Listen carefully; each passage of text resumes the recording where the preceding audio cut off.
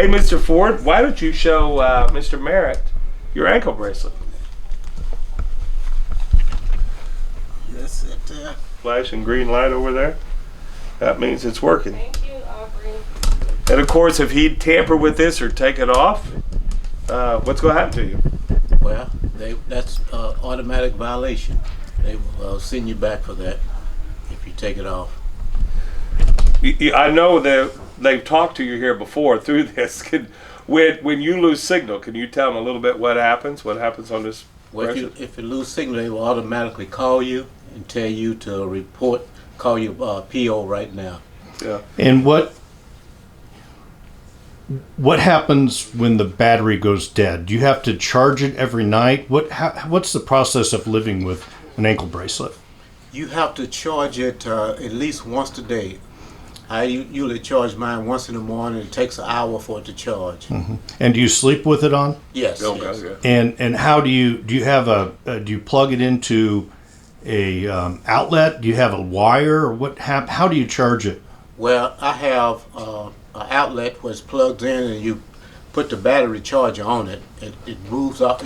You take it off, and then you can clamp it to your ankle bracelet, and then it charges up. Mm-hmm. And once it charges up, it'll turn red, and you put it back on the charging station. But you have to leave that on for an hour. You're on your leg. He's tethered to a plug. Okay. He's got to find a plug. Uh-huh. One of the things that people didn't know during COVID, when we released more people homeless than ever before on these bracelets. One of the places you could charge is down with the Christmas tree lights down on the circle. And everybody, well, why are all these people hanging out there? Because they could get electricity. Because it takes some of them. The older models take 2 hours to charge. Mm-hmm. He's parole, so he's got a little bit more money than we have at the county level. But it takes time, and so people got to find a place to tether to a plug. And when you're homeless, you have nowhere to go, so you had to figure out how to plug in. When we get on the floor, you're going to see 24 people tethered to a wall, sitting there plugged in, because they have to keep these things charged. Okay. And how long have you had that on your leg? I've had it since April 16th. And how long will you have it? I will have it this coming April 16th. So it's 1 year. Yes.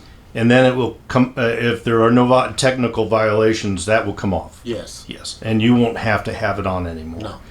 What do they charge you to? Well, since I'm paroled, they pay for mine. Mm-hmm. If I was on house arrest or somebody, I'd have to pay for it. And what's the fee on that? Do you know? $14 a day. $14 a day. Yeah. And now Marion County is reducing those rates, right? We still see where people come out and they're told to pay the $14 a day. We usually can get, when they're in our program, we get this down to 7 to 5, sometimes even down to 3. So if no one's fighting for you, more than likely you're paying $14. You're paying $14 a day. Okay. Yeah. So the average Joe or Josephine, if they don't have Greg Kiesling and Recycle It For Us fighting for you, it's $14 a day. Yeah, or their mom or their dad. And what happens if they can't pay that? They're going to get a violation hearing. They're going to go back. They're going to have to go back before the courts and explain why they couldn't pay it. And if they didn't have a job, there's a good chance the judge is probably going to violate them. And if they don't have, the $14 a day, they don't have the money for someone to fight for them, legal counsel. Will there be someone that is appointed legal counsel to fight for them? Yes, the public defender's office will do their best to try to, but they're going to get that case with very little amount of time.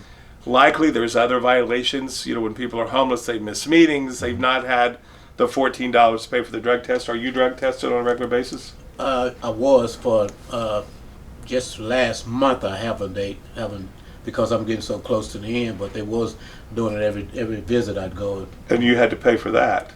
Well, no, I don't know if I paid for it. I think the parole pays for it. It's different with parole, and probation is a little different, and then house arrest is different. So you got all these different ones that has to pay. To me, confusion. Thank you. Confusion is Yes. the word of the day when it comes to an ankle bracelet. Correct. You're very correct. But you're not going to hear that from the courts or oversight, because they're going to say, he knows the rules, they've been given to them, they have to live by. But you're very correct. For the wider public, it's confusing. To put it into perspective, there are approximately 14,000 people today that are either on probation, community correction, parole, or pretrial diversion, and the federal probationers that are here. There's about 1,800 on parole. They're the smallest number. Outside of the feds are the smallest number.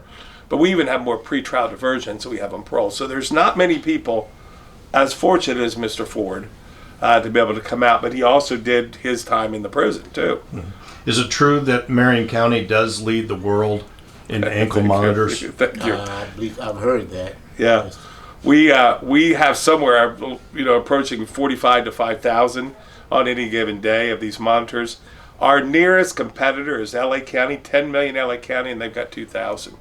So why we've done, it's baffling to me why we've become the leading group in the world on these. The money is the biggest sin of the ankle bracelet, and it's confusion. Mr. Ford is, first off, is a stable guy. I mean, he's one of my best people here. And he can follow rules, and, he's older and more mature. I mean, you would have had trouble when you were 21 keeping on. Yeah. Thank you. That's a change. Is it true that those that have been accused but not convicted, those that are out on bail, have ankle monitors? Some do. We've diverted now. The prosecutor's office in the county has just ended their relationship with the bail project, so I think we're going to see less of that.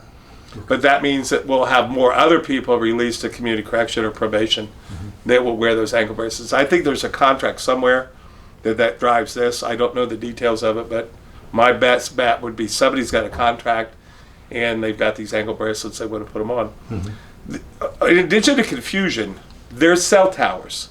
Anybody who's had a cell number or cell phone knows calls get dropped. And when you lose signal like this, you have to reestablish. It's not just like your phone where you're all back again. You have to reestablish the signal. So if you're working and you didn't know you'd lost signal, even though they're going to tell you, I mean, you're going to see the flashing light. There's many reasons to say why you're going to know you've lost signal.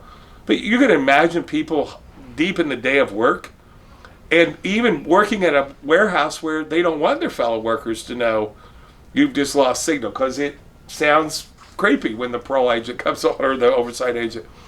And so I'm worried of some of the new legislation that's out there that wants to limit, to where they dispatch the parole or probation community correction oversight officers to raid the work site because they've lost signal, because it's a common thing, right? What are the points that if you could improve the ankle bracelet law, what would they be? Number one, to take the money out of it. There should be no money paid by the client. If this is something that the state and the counties think they should do, we should raise our tax, we should allocate our taxes to do this, right? The second thing is to help oversight work with employers who have hired these individuals like we do. We got a wonderful relationship, but that's what we're set up to do, right? So when employers are starting to hire these folks, they've got to have staff members that have to communicate. There needs to be some money for these employers to have a case manager, so to speak, on site. To offer these incentives to employers, because really you need an HR person that's going to communicate. So when the bracelet, especially in these warehouses, right, where the signal is lost on a really regular basis. Why is it lost? Because there's cell signals.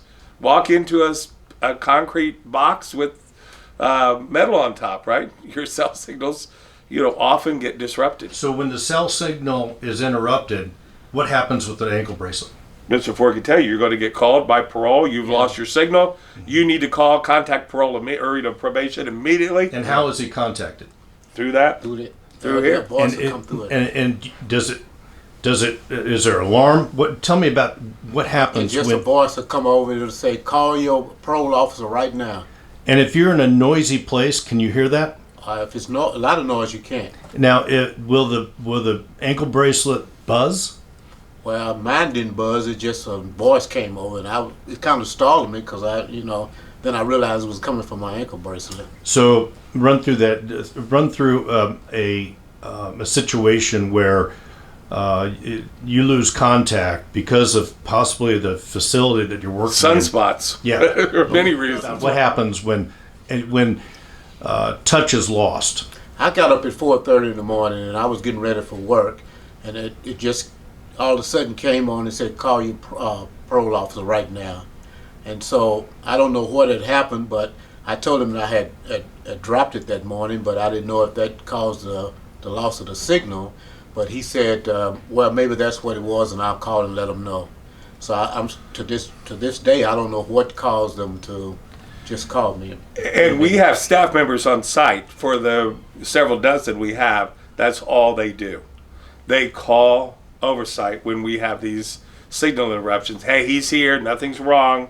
And that's why employers that are going to hire this population need that, they need that support, right? They need to have these workers that can just sit there if we're going to use these ankle bracelets this way. Go through what you foresee as making the ankle bracelet more of a solid, productive program. Well, first off, I think we'd say, we have too many of them. We just have too many ankle bracelets. We don't need this many, right? But then second of all, for those that we do decide that we need to monitor these individuals, the money has to go away. The money is a disincentive to everybody involved, right? It's taking money from poor people, that it's subsidizing our tax base, that is just it's a tax.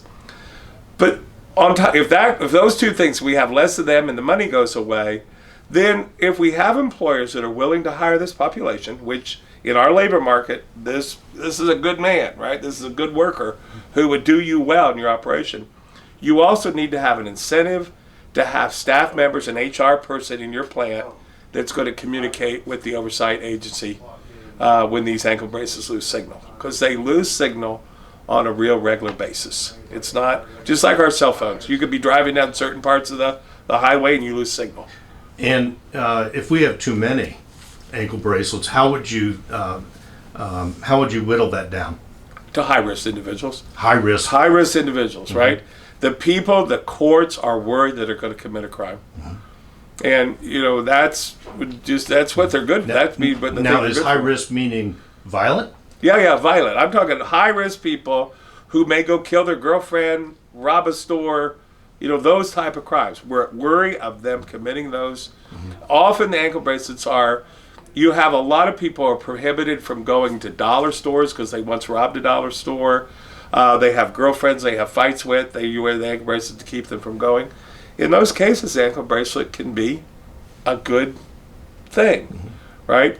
But it's figuring out, and that's the court's job, right? The courts should be deciding who that individual is and why we're placing them under that monitoring.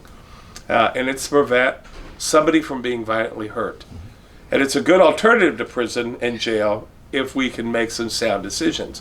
Yet we've got so many of them, and we're using them, I feel, indiscriminately.